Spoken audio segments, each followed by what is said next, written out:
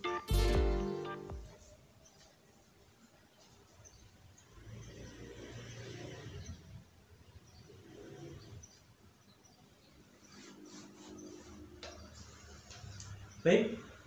bismillahirrahmanirrahim. Assalamualaikum warahmatullahi wabarakatuh. Alhamdulillahirrahmanirrahim. Assalatu wassalamu ala asrofil anbiya'i wal mursalin wa ala alihi wa sahbihi ajma'in, amma ba'du. Rabbi shrah li sadri wa yassir li amri wahlul 'uqdatam min lisani yafqahu qawli. Rabbi zidni ilma warzuqni fahma. Amin. Bersyukur kehadirat Allah Subhanahu wa taala atas segala nikmat dan karunia-Nya sehingga kita bisa berada di sini, bisa sharing ilmu, bisa berbagi ilmu, dan semoga setiap aktivitas kita menjadi manfaat. Amin. Salawat serta salam tidak lupa kita aturkan kepada baginda Nabi besar Muhammad Sallallahu Alaihi Wasallam.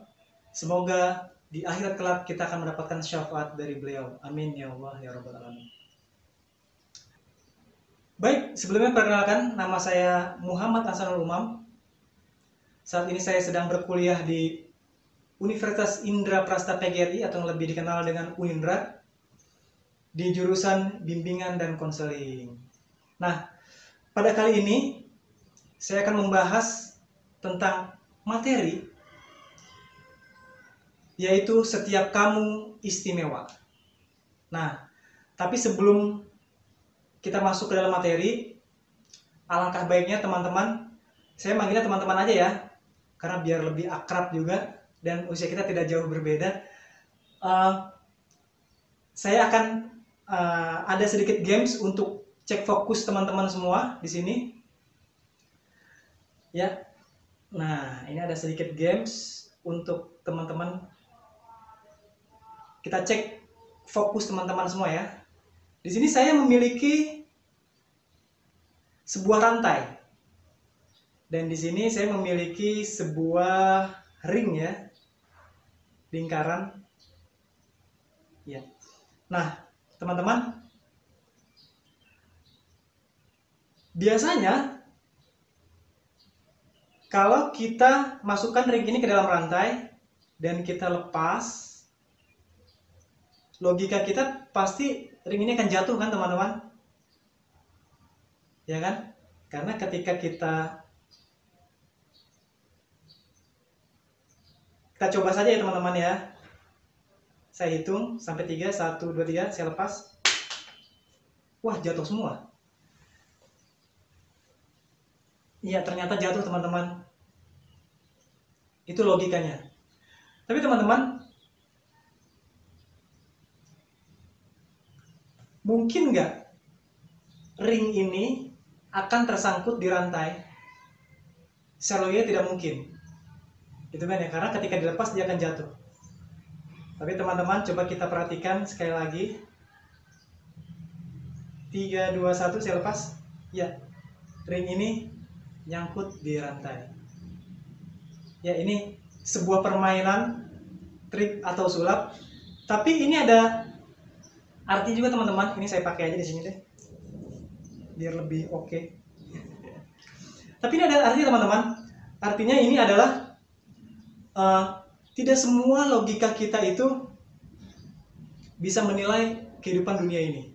Seperti pembahasan yang akan saya bawakan pada kali ini, yaitu setiap manusia istimewa. Setiap kamu istimewa, ya kan? Nah, seberapa istimewa sih kita? Apakah setiap manusia itu istimewa? Nah, kita bahas di sini semua. Seperti itu teman-teman. Oke? Langsung saja saya mulai slide-nya, teman-teman.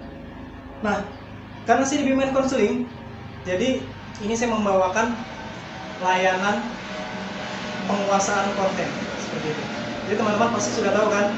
Di sini kalau teman-teman semua sudah tahu apa itu pintar, apa itu bakat, apa itu cerdas, ya kan? Kita perdalam. Jadi ini adalah penguasaan konten yang tadi saya maksud. Jadi kita akan memperdalam pintar itu apa, bakat itu apa, dan cerdas itu apa, gitu. Jadi pembahasan saya kali ini, setiap kamu adalah istimewa. Kita kenali dulu apa itu pintar, apa itu bakat dan apa itu cerdas, seperti itu teman-teman. Oke, kita next aja teman-teman. Slide-nya. Ya. Oh, ini biodata saya. Ya, nama saya Muhammad Hasanul Umam, NPM 2017-015078. Nah, sekarang saya masih berkuliah di Universitas Indraprasta PGRI di jurusan bimbingan dan konseling. Kita lanjut, teman-teman. Saya ingin membahas judul saya ini kan, setiap kamu istimewa, setiap kita istimewa, setiap manusia istimewa. Pertanyaannya adalah, mungkinkah Tuhan menciptakan hal yang salah? Sekarang saya tanya ke teman-teman semua, mungkin nggak Tuhan menciptakan hal yang salah? Atau hal yang tidak berguna, atau hal yang tidak istimewa? Seperti itu. Ya, kalau jawabannya tidak mungkin, berarti setiap ciptaan Tuhan itu pasti istimewa, pasti ada manfaatnya, ya kan? Pasti ada keistimewaannya. Yang jadi masalah di sini, sehingga Tuhan menciptakan kamu tidak istimewa, ya kan? Apakah seperti itu? Atau kamu yang tidak mengenal keistimewaan yang sudah Tuhan titipkan kepada kamu, ya kan? Jangan-jangan kitanya nggak kenal nih dengan keistimewaan diri kita, dengan keistimewaan yang telah diciptakan oleh Tuhan, gitu teman-teman. Jadi kita deal dulu, semua ciptaan Tuhan itu adalah istimewa, tapi diri kita ini tidak, yang mungkin belum mengenal keistimewaan yang diciptakan Tuhan kepada diri kita. Oke, kita deal dulu sampai sini. Kita next dulu, teman-teman. Ya. Nah, teman-teman, di sini saya membagi sebuah kata ya di sini ya. Jadi ada pintar, ada bakat, ada cerdas di sini. Nah, kita bahas pintar dulu. Jadi menurut Dr. Aisyah Dahlan CHT, bahwa pintar itu adalah pembiasaan. Gitu. Nanti kita bahas lebih dalam. Selanjutnya dari pintar itu kita masuk ke bakat. Bakat itu adalah hal yang sudah ada dalam diri kita, sudah tertanam, sudah dititip sama Allah, tapi belum maksimal, masih harus digali lagi, masih harus diasah lagi, dan harus dikembangkan lagi, seperti itu. Nah, setelah pintar, bakat, dan cerdas, baru di sini adalah cerdas ya teman-teman. Jadi cerdas itu adalah kemampuan kita menemukan hal-hal baru dan mengkaitkannya satu sama lain menjadi kemampuan baru atau pemahaman baru. Itu adalah cerdas teman-teman. Oke, kita perdalam lagi. Sekarang kita poin pintar. Kita masuk ke poin pintar dulu teman-teman ya. Nah, di sini kenali kepintaran kamu, ya kan? Nomor 1 itu, jadi kita bahas gini teman-teman. Jadi pintar itu kan hal yang dilakukan secara rutin ya, secara rutin, maka akan terbentuk kepintaran. Contoh misalnya, dulu ketika kamu itu naik sepeda, ya kan, belajar naik sepeda kan belum bisa ya, masih jatuh-jatuh. Jadi belajar naik sepeda, terus jatuh, belajar rem, belajar menjaga keseimbangan gitu kan ya. Akhirnya kamu bisa dan sekarang menjadi terbiasa gitu. Nah, karena apa? Karena diproses berulang, akhirnya bisa, dan itu adalah pintar. Gitu. Nah, contoh juga seperti kita mengancing sebuah baju, ya kan? Dulu waktu masih kecil, masih ya umur 5 tahun mungkin ya, belajar mancing susah banget, itu nggak bisa-bisa. Nah, tapi sekarang tanpa kita sadari, jari kita sudah bisa memasukkan lubang kancing sendiri, dan kita lupa nggak ngitung kancingnya berapa, dan sudah menjadi apa ya, mekanisme otomatis sukses di dalam otak kita. Jadi itu udah pintar kita. Nah, di sini kita bahas ada poin 1, 2, 3. Pintu masuk dari pintar itu, yaitu pertama belief, impression, repetition, atau yang disingkat BIR. BIR itu maksud BIR-nya ya di sini teman-teman, bukan BIR minuman, tapi BIR, belief, impression, repetition. Belief, impression, repetition. Kita akan bahas satu-satu. Belief itu apa? Jadi belief itu ini pintu masuk kepintaran ya. Ketika kita percaya kepada orang, wah saya percaya nih sama guru saya, gurunya asik, gurunya segala macam, gurunya pintar, dia juga lulusan dari S2 luar negeri seperti itu, dan dia jago bahasa Inggrisnya misalnya kayak gitu ya. Nah, itu kita udah membangun kepercayaan seperti itu. Jadi ketika kita belajar dengan guru kita, dengan mudahnya pintu kepintaran itu terbuka dan mudah ilmu itu masuk seperti itu teman-teman. Nah, kita bongkar yang kedua. Yang kedua adalah impression. Apa itu impression? Impression adalah kesan, ya kan? Kita mendapatkan kesan yang baik nih kepada guru kita, ya kan? Kita mendapatkan kesan yang baik, atau kita mendapatkan kesan dari pengalaman itu, enak ya ternyata belajar sepeda itu enak, atau guru kita tuh enak, dia suka ngelawak misalnya, jadi saya belajarnya asik seperti itu.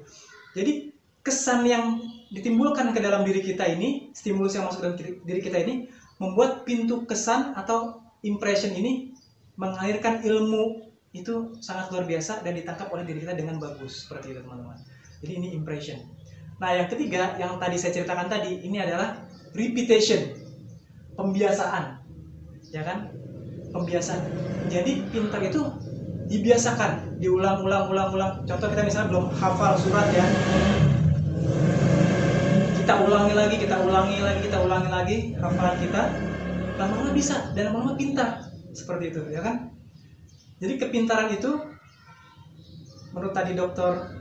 Aisyah Dahlan CHT yaitu pengulangan. Kita ulang aja, ulang lama-lama pintar seperti itu teman-teman. Oke, kita lanjut lagi ke slide selanjutnya. Ya, kita masuk ke bakat teman-teman. Tadi itu kepintaran. Kita di 3 poin itu saja dulu, yaitu belief, impression, repetition. 3 poin itu. Nah, kita masuk ke bakat. Kenali bakat kamu. Nah, di sini Dr. Aisyah Dahlan juga ya, saya mengutip dari beliau. Menurut Dr. Aisyah Dahlan CHT, di sini bakat adalah kemampuan bawaan yang merupakan potensi yang masih perlu dikembangkan atau dilatih untuk mencapai suatu kecakapan, pengetahuan, dan keterampilan khusus. Seperti itu teman-teman.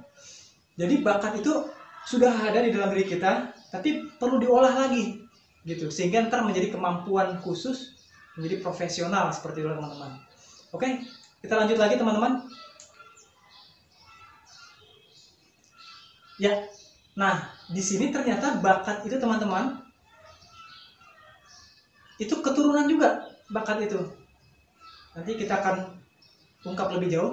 Jadi keturunan dari ayah dan dari ibu, keluarga dari ayah juga keluarga dari ibu, itu akan menurun ke dalam diri kita, sehingga bakat itu tertanam ke diri kita, ya kan? Bakat keturunan seperti itu. Jadi perpaduan antara bakat ayah dan bakat ibu tertanam ke diri kita seperti itu. Jadi sudah ada turunannya nih. Oke, kita next lagi. Ya, di sini untuk mengenali bakat ya, itu berdasarkan tipologi kepribadian. Di sini saya mengambilnya untuk mengenali diri kita sendiri. Kita nggak usah ke orang lain dulu, jadi ke diri kita sendiri. Jadi kalau kita dalam tipologi kepribadian, di sini ada koleris, itu yang kuat. Contohnya, seseorang dengan kepribadian koleris biasanya orang yang sangat berorientasi pada tujuan. Pekerjaan ideal untuk seorang koleris terkait dengan industri tentang pengolahan, teknologi, statistik, teknik, dan pemrograman seperti itu teman-teman. Jadi dia koleris ini atau kecenderungannya dia kuat, jadi kemauannya kuat. Setiap apa yang harus ingin dia dapatkan harus didapatkan seperti itu. Nah, ini cocok saya dengan misalnya pemrograman. Jadi benar-benar orang yang punya keinginan kuat gitu, pantang menyerah. Nah, ini tipikal koleris. Nah, bagi kamu yang memiliki kepribadian seperti itu, kamu asah kemampuan kamu untuk mengolah sesuatu, ya kan? Untuk mungkin pemrograman atau hal-hal yang terkait seperti itu. Kita next lagi. Ya, di sini ada sanguinis atau yang populer seperti itu teman-teman. Nah, orang dengan tipe kepribadian sanguinis cenderung hidup optimis, santai, ringan, ya kan? Tipe ini juga menyukai petualangan, memiliki toleransi tinggi akan risiko.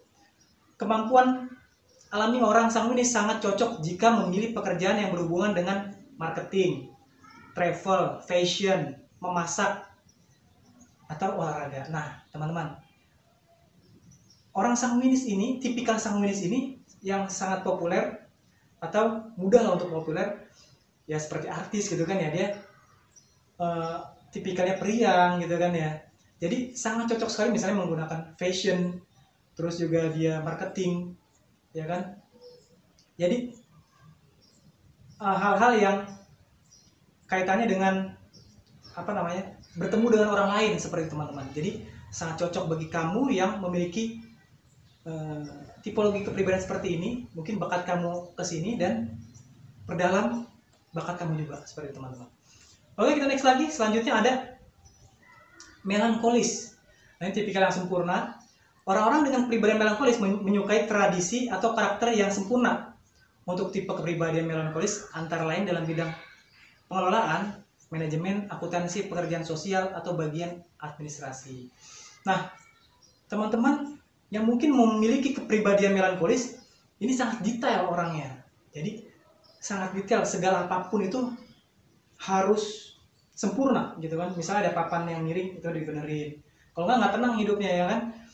Kalau nggak misalnya bajunya ada kusut dikit, itu harus dirapihin. Nggak mau, misalnya lagi foto, kurang bagus, itu foto lagi sampai beberapa kali sampai sempurna. Nah, ini adalah tipikal orang melankolis dan cocok untuk hal-hal memanajemen gitu kan. Jadi harus detail kalau orang-orang manajemen itu seperti itu.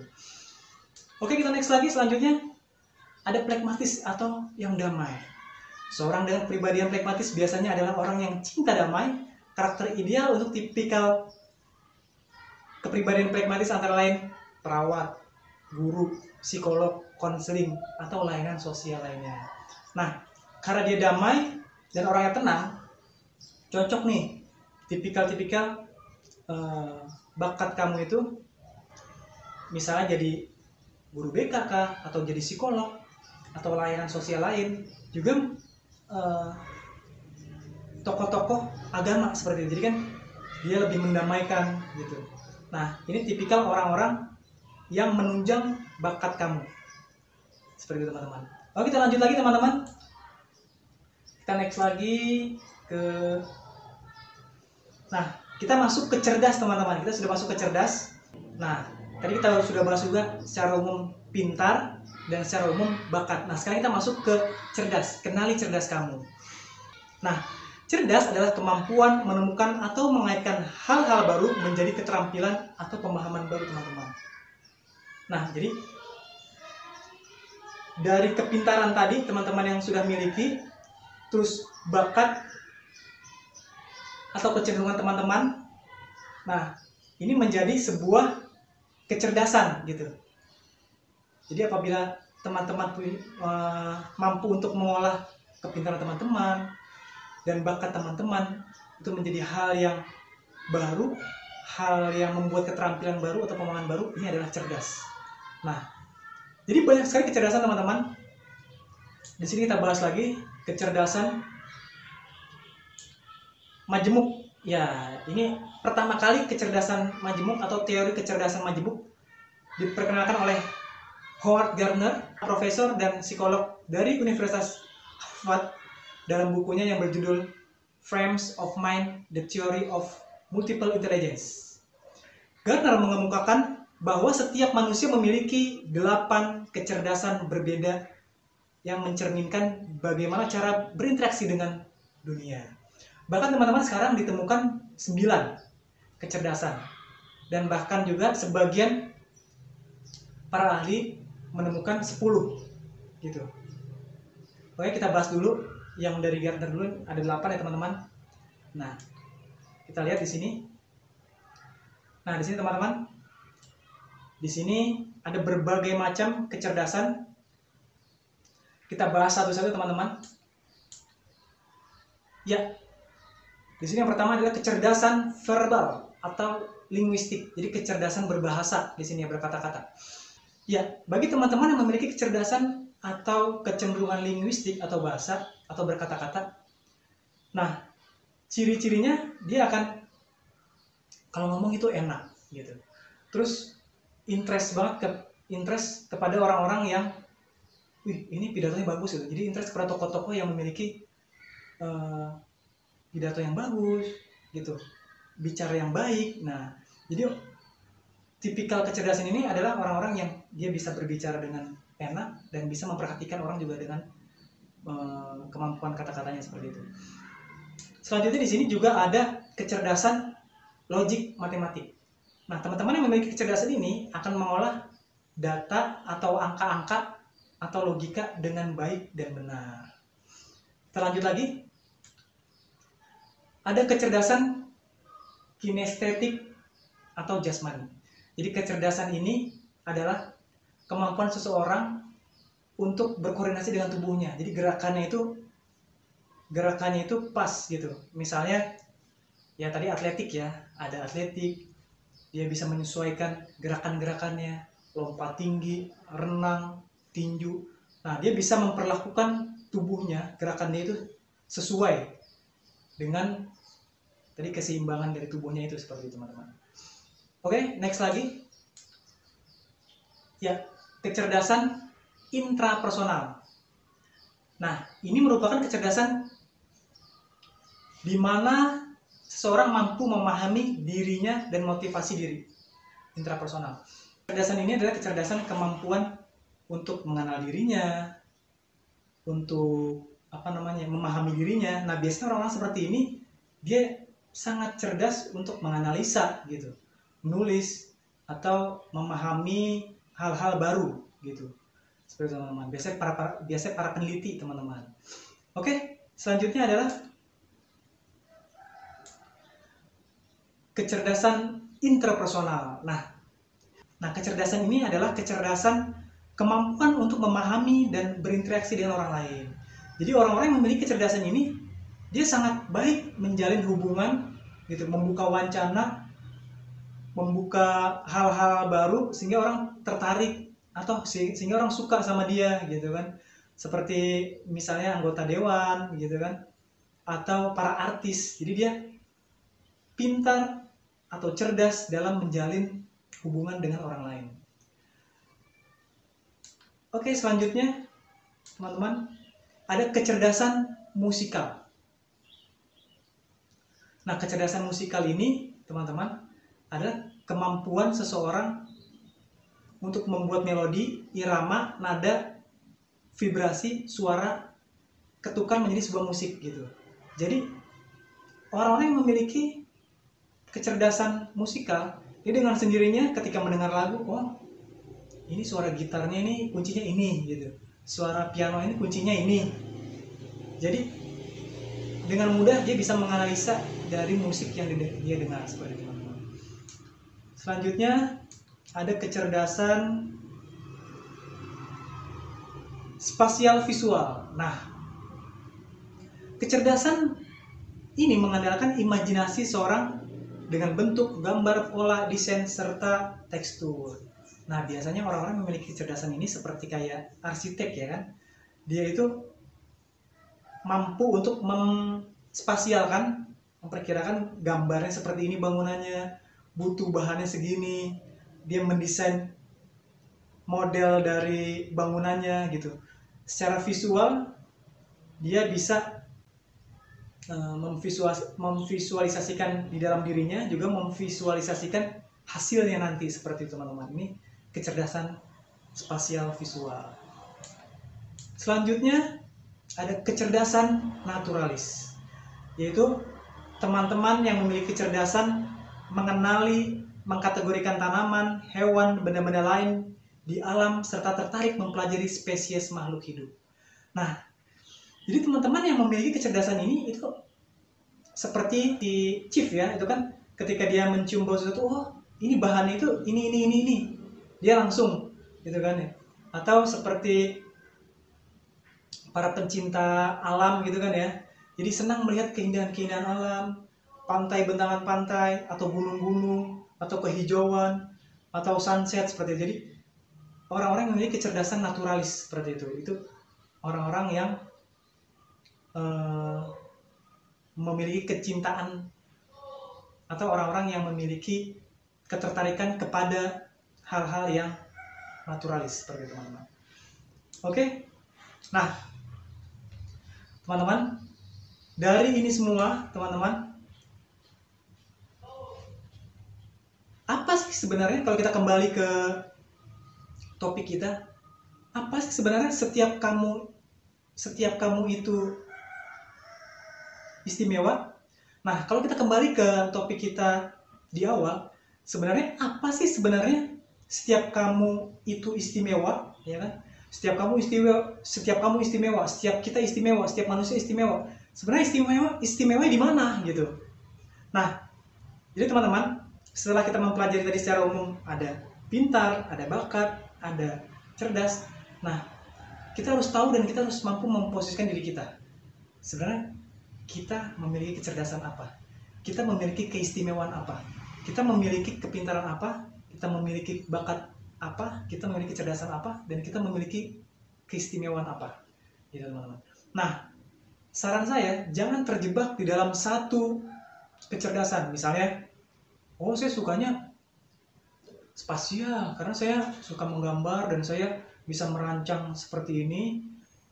Tidak hanya itu teman-teman, tapi kemampuan kita untuk mengkombinasikan dari kecerdasan-kecerdasan yang kita punya itu adalah keahlian kita, itu keistimewaan kita. Contoh, teman-teman tahu nggak tentang lomba triathlon, ya kan? Yang pertama berenang dulu, setelah itu sepeda ya, setelah itu sepeda, habis berenang, setelah sepeda lari. Nah, teman-teman, dan akan juara kan setelah itu. Nah, teman-teman, dari juara triathlon, kira-kira kalau diadu juara triathlon untuk lari bersama pelari profesional, kira-kira mana? Mungkin pemenang triathlon larinya kalah, ya kan? Atau renangnya kalah, diadu sama renang yang profesional, atau diadu sama pembalap sepeda profesional, pasti kemungkinan kalah gitu. Tapi setelah digabung lombanya, dia berenang juga, dia naik sepeda juga, dan dia lari juga. Pemenangnya adalah pemenang triathlon. Artinya, walaupun pemenang triathlon itu tidak menang di lomba lari secara profesional, atau lomba renang secara profesional, atau lomba balap sepeda secara profesional, tapi ketika digabung akan menjadi keahlian tersendiri.